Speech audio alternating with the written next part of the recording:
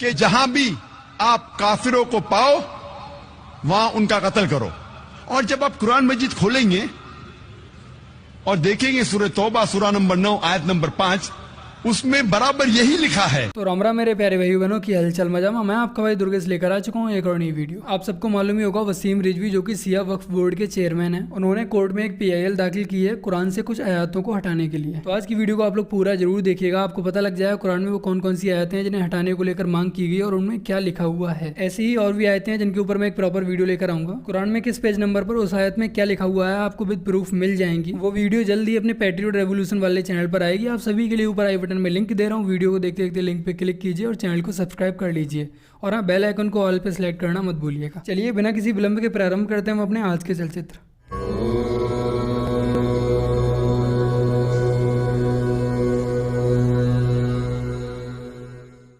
بات وسیم رضوی میں آپ ہی کے ساتھ کروں گی. دیکھیے آپ کی طرف سے یہ PIL داخل کی گئی, قرآن پاک کو لے کر اس کی آیتوں کو لے کر سوال اٹھایا گیا ہے. تو سب سے پہلے میں یہ چاہتی ہوں کہ آپ ہمیں, ہمارے درشکوں کو اور ہمارے سبھی مہمانوں کو یہ بتائیں کہ آخر کیوں آپ کو PIL داخل کرنی پڑی. اور آپ نے 22 آیتوں کا ذکر کیا ہے, میں چاہوں گی کم سے کم آپ 4 آیتوں کا ذکر یہاں کریں اور بتائیں کہ دقت کیا ہے, کیوں آپ کو لگا ایسا.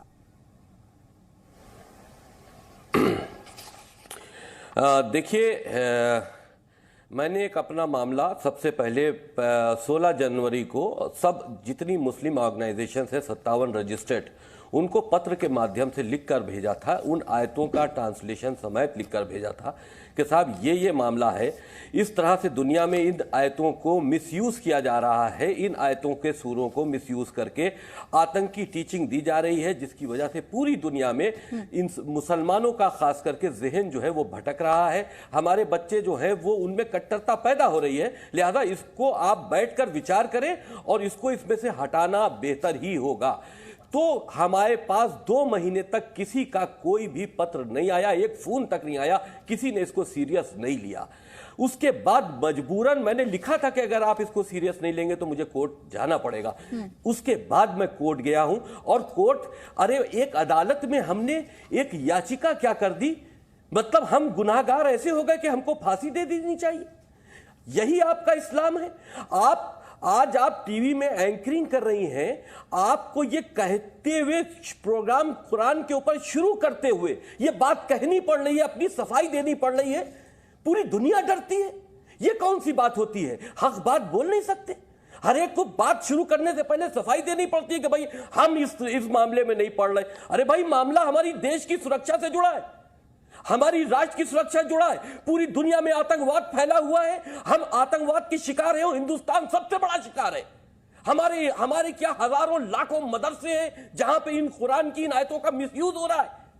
ہم اس کے شکار ہیں, بھگت بھوگی ہیں. کیا ہم اپنی بات بھی نہیں کہہ سکتے؟ آپ ہمارا قتل کر دیں گے. ہم اپنے دونوں فون بند کیے ہوئے ہیں, اتنی ہم کو جان سے مار دینے کی دھمکیاں آ رہی ہیں, اتنی گالم گلوچ کر رہے ہیں, اور اس کے ساتھ ساتھ میں ہمارے گھر کے آگے دھرنے پردرشن اور پھانسی دینے کے. ارے بھائی پھانسی کس بات پر؟ ارے ہم عدالت ہی تو گئے, آپ عدالت میں آؤ, اپنا سامنا کرو. آپ نے کہا کہ کچھ آیتوں کا ہم ذکر کر دیں. دیکھیے میں نے جو باتیں کہی ہیں, دیکھیں قرآن پاک, یہ بات لوگوں کا سمجھنا بہت ضروری ہے کہ قرآن پاک سیدھے اللہ کے دروازے سے نہیں آیا. ہمارے رسول جب زندہ تھے انہی کے زمانے میں قرآن پاک کی آیتیں ان کے ذریعے آتی رہیں, جب تک وہ زندہ رہے وہ آتی رہیں. وہ لوگوں کو جبریل جو لے کے آتے تھے وہ لوگوں کو بانٹتے گئے, بتاتے گئے کہ اللہ نے یہ کہا, اللہ نے یہ کہا, یہ کہا. اس وقت قرآن مجید لکھا نہیں گیا, کسی تاریخ میں نہیں لکھا ہے کہ اس وقت قرآن مجید لکھا گیا. اس کے بعد جب رسول اس دنیا سے چلے گئے تو پہلے اور دوسرے خلیفہ نے, بخاری میں لکھا ہے حدیث نمبر 303, حدیث نمبر 5003 اور 5004 کو آپ پڑھ لیجئے گا. اس میں لکھا ہے کہ دو خلیفاؤں نے, حضرت جو عمر تھے اور جو ابو بکر تھے, ان دونوں نے مل کر یہ طے کیا کہ اس کو جمع کیا جائے. اور اس میں یہ بھی لکھا ہے کہ صرف 4 لوگ اس قرآن مجید کو جانتے تھے رسول کے بعد. تو ان 4 میں سے ایک آدمی کو چنا گیا اور ان سے یہ کہا گیا آپ قرآن مجید لکھو. اور قرآن مجید لکھنے کے بعد وہ پتھر سے لکھا گیا. پہلے خلیفہ اور دوسرے خلیفہ کے دور میں چلا, لیکن تیسرے خلیفہ کے دور میں پھر قرآن کو لے کر وواد ہوا، لوگ قرآن نئے قرآن لوگ پڑھ رہے تھے، تو تیسرے خلیفہ نے اس کو جو رسول کی چوتھی وائف تھی ان کیا سے وہ قرآن مجید منگوایا اور اس کی نقل کرا کر اس کو جاری کر دیا اور کہہ دیا سارے قرآن جلا دو۔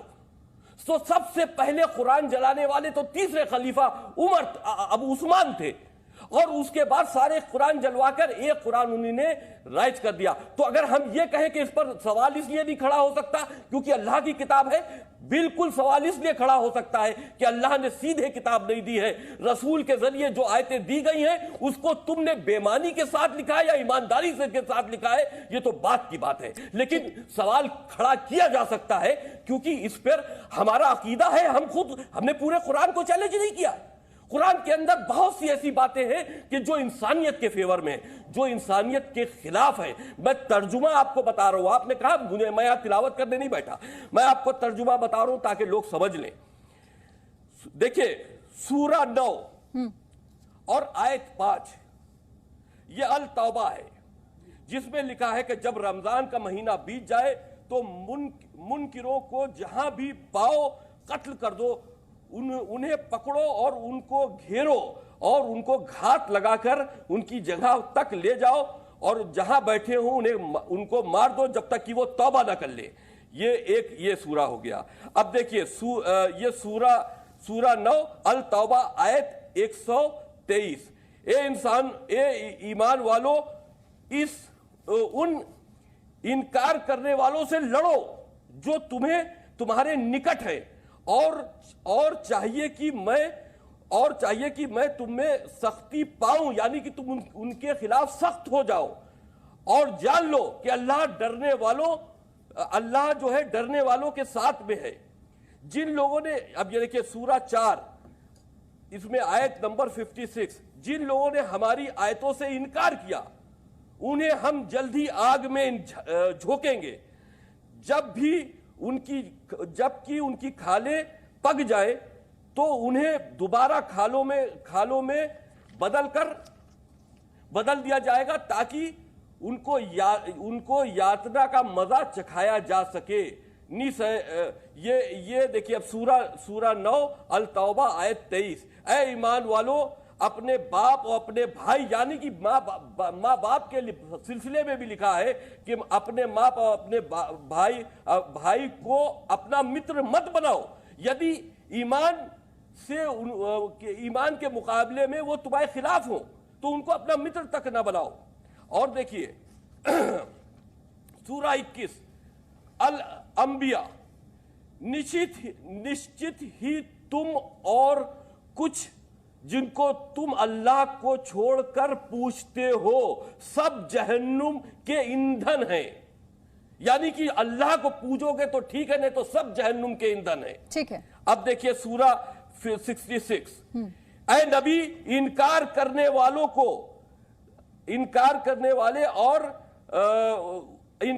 والوں سے جہاد کرو اور ان کے ساتھ سختی سے پیش آؤ، ان کے ٹھکانے جہنم ہیں۔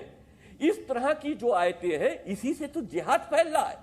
اب قرآن کی اچھی آیتیں بھی ہیں، جب آپ مقابلہ کیجئے گا دو طرح کی آیتوں کا، ایک طرف قرآن یہ کہہ رہا ہے کہ تمہارا دین تمہارے ساتھ اور میرا دین میرے ساتھ، دنیا میں خلفشار پیدا مت کرو، اگر تم نے کسی ایک انسان کا بھی قتل کیا تو یعنی کہ تم نے پوری انسانیت کا قتل کر دیا۔ ایک طرف تو قرآن کا رخ یہ ہے اور ایک طرف قرآن کا رخ یہ ہے، تو یہ جو دو رخی باتیں ہیں، میں نے اسی باتوں کو چیلنج کیا ہے کہ جو انسانیت کے خلاف مت بھید پیدا کرتی ہے، ایک طرف تو اللہ کہہ رہا ہے کہ کوئی مت بھید نہیں، تمہارا دھرم تمہارے ساتھ، میرا دھرم میرے ساتھ، اور ایک طرف تم کہہ رہے ہو مشرکوں کو مار ڈالو، ان کو قتل کر دو۔ تو مشرک کون؟ جو اللہ کو نہ مانے۔ مشرک کون؟ جو بھائی ہم مانتے ہیں اللہ کو، ہندو ہیں، سکھ ہیں، عیسائی ہیں، کرسچن ہیں، وہ اللہ کو اس طرح سے نہیں مانتے جس طرح سے ہم مانتے ہیں۔ وہ بھی اپنے ایشور کو کسی کو مانتے ہیں وہ جس میں سمجھتے ہیں کہ ان کو پیدا کیا، وہ مانتے، کیندر ایک ہی ہے، لیکن کہا جا رہا ہے جو اللہ کو نہ مانے، اللہ کی آیتوں کو نہ مانے۔ تو آپ اگر اس طرح کا ظلم و زیادتی مدرسوں میں بچوں کو پڑھاؤ گے تو کس طرح سے اس ماحول کو آپ سدھارو گے؟ کس طرح سے آپ پوری دنیا کے آتنکواد کو روک پاؤ گے؟ तो हमको कहीं ना कहीं कदम उठाना ही पड़ेगा। ये हमारे देश की सुरक्षा से जुड़ा मामला है, हम इससे कंप्रोमाइज नहीं कर सकते।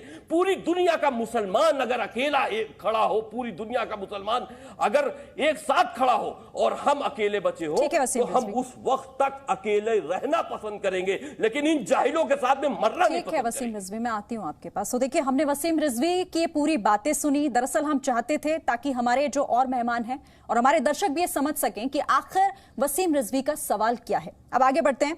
तारिक काफिर कौन है और उनके साथ क्या करना चाहिए, आशा करता हूँ आज आप सभी लोग बहुत ही अच्छे से जान गए होंगे। और जल्द ही अपने पैट्रियट रेवोल्यूशन वाले चैनल पर वीडियो आएगी जिसमें मैं आपको विद प्रूफ इन सभी आयतों के बारे में बताऊंगा और कुरान की हिंदी PDF भी आपको दे दूंगा, जहाँ से आप खुद उन सभी आयतों को चेक कर सकते हैं कि उनमें क्या लिखा हुआ है। पिन कमेंट में उस चैनल का लिंक दे रहा हूँ, तो अपने इस चैनल को जरूर सब्सक्राइब कर लीजिएगा।